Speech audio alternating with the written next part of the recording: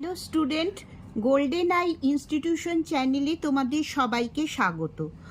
আমি রেগুলার বেসিসে বিভিন্ন সাবজেক্ট থেকে যে প্রশ্ন উত্তর দিচ্ছি সেটা থেকে আজ ভূগোলের প্রশ্ন। 1 নম্বর প্রশ্ন, প্রশস্ত নদীর মোহনাকে বলে খাড়ি। 2, মাজুলি নদীদ্বীপটি ভারতের যে রাজ্যে অবস্থিত সেটি হলো অসম রাজ্য। 3, ভারতের সর্বোচ্চ মালভূমি হল লাদাখ। 4, ভাষার ভিত্তিতে গঠিত ভারতের প্রথম রাজ্যটি হল অন্ধ্রপ্রদেশ রাজ্য। 5, মালাবার উপকূলের বালিয়াড়িকে বলে টেরিস। 6, উত্তর পশ্চিম ভারতে গ্রীষ্মকালে যে ধূলিঝড় দেখা যায় তা হলো আধি। 7, ভারতে মৃত্তিকা সংরক্ষণের জন্য গৃহীত একটি পদ্ধতি হলো ফালি চাষ। 8, 2011 সালের আদমশুমারি অর্থাৎ জনগণনা অনুসারে ভারতের মহানগরের সংখ্যা হলো 53টি। 9, যে চাষে রেটুন প্রথা প্রয়োগ করা হয় সেটি হলো ইক্ষু চাষ। 10, সোনালী চতুর্ভুজ প্রকল্পটি কোন পরিবহন ব্যবস্থার সঙ্গে জড়িত? সড়ক পরিবহন ব্যবস্থা। 11, হিমবাহ পৃষ্ঠে আড়াআড়ি ও সমান্তরাল ফাটলগুলিকে বলে ক্রেভাস। 12, তরবারির ন্যায় দেখতে বালিয়াড়িকে বলে শিব বালিয়াড়ি। 13 নম্বর প্রশ্ন, কাকে দক্ষিণ ভারতের শস্য ভাণ্ডার বলে? কাবেরী নদীর বদ্বীপকে। 14, ভারতের কোন মাটিতে সবচেয়ে বেশি কার্পাস চাষ হয়? কৃষ্ণ মৃত্তিকা বা রেগুর মাটি। 15, ভারতের মহানগরে এবং মেগা সিটিতে জনসংখ্যা কত হতে হবে? মানে কত জনসংখ্যা হলে সেটা মহানগর বলবে বা কত জনসংখ্যা হলে সেটা মেগা সিটি বলবে। দেখো, জনসংখ্যা 10 লক্ষ বা তার বেশি হলে তাকে মহানগর বলে। এই মহানগরকে মিলিয়ন সিটি বলে।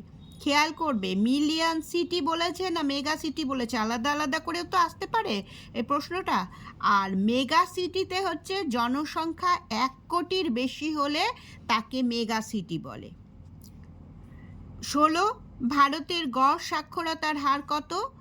74.04%। 17, ভারতের ক্ষুদ্রতম কেন্দ্রশাসিত অঞ্চল কোনটি? লাক্ষাদ্বীপ। 18, ক্ষয়সীমা ধারণার প্রবর্তক কে? JW Powell. 19, দুটি শিব বালিয়াড়ির মধ্যবর্তী করিডোরগুলি সাহারায় কী নামে পরিচিত? গাসি। 20, ভারতের বৃহত্তম ম্যানগ্রোভ অরণ্য কোনটি? সুন্দরবন। 21, ভারতের কোন রাজ্য বৃষ্টির জল সংরক্ষণে সর্বাধিক অগ্রণী? তামিলনাড়ু। খুব ইম্পর্টেন্ট প্রশ্ন এটা।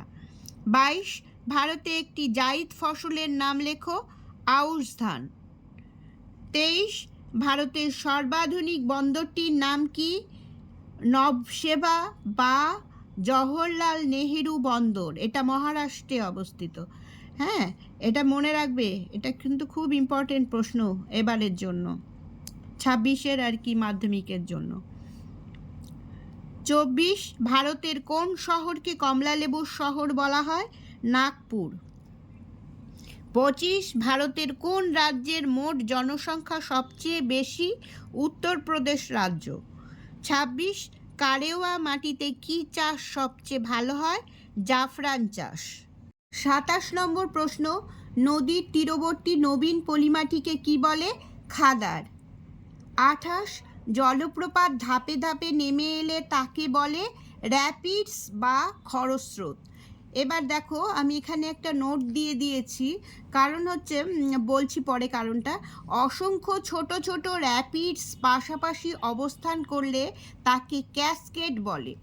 হ্যাঁ, তোমাদের যদি মাল্টি চয়েস কোশ্চেন মানে ওই বহু বিকল্প প্রশ্নে যদি ধরো এই র্যাপিডস বা খরস্রোত অপশনটা না থাকার পরে কিন্তু এই ক্যাসকেড অপশনটা থাকে, তাহলে কিন্তু তোমরা ছেড়ে আসবে না, ক্যাসকেডে দাগ দেবে। কারণ হচ্ছে ক্যাসকেডটা লিখবে আর কি। কারণ হচ্ছে ক্যাসকেডও বলা যায় একে, অনেকগুলো র্যাপিডসকে তো ক্যাসকেড বলে, ক্যাসকেডও বলা যায় বা র্যাপিডসও বলা যায়, যে কোনো অপশনটা থাকলেই সেটা লিখলেই সেটা রাইট হবে। 29 নম্বর প্রশ্ন, প্রস্তরময় মরুভূমিকে বলে হামাদা। 30 কৃষিক্ষেত্রে ছায়া প্রদানকারী গাছের প্রয়োজন হয়, কফি চাষেও প্রয়োজন হয়, আবার চা চাষেও প্রয়োজন হয়। যদি লিখতে বলে তাহলে যে কোনো একটা লিখবে, আর যদি মাল্টি চয়েস থাকে তাহলে কফি থাকলে কফিতে বা চা থাকলে চা লিখতে হবে। ঠিক আছে। 31 নম্বর, ভারতের বৃহত্তম সেচ খাল কোনটি? ইন্দিরা গান্ধী ক্যানিল বা রাজস্থান খাল। 32 নম্বর, দক্ষিণ ভারতের এমন একটি নদীর নাম লেখো যেটির বদ্বীপ নেই। নর্মদা লিখতে পারো অথবা তাপ্তি লিখতে পারো, যে কোনো একটা লিখবে।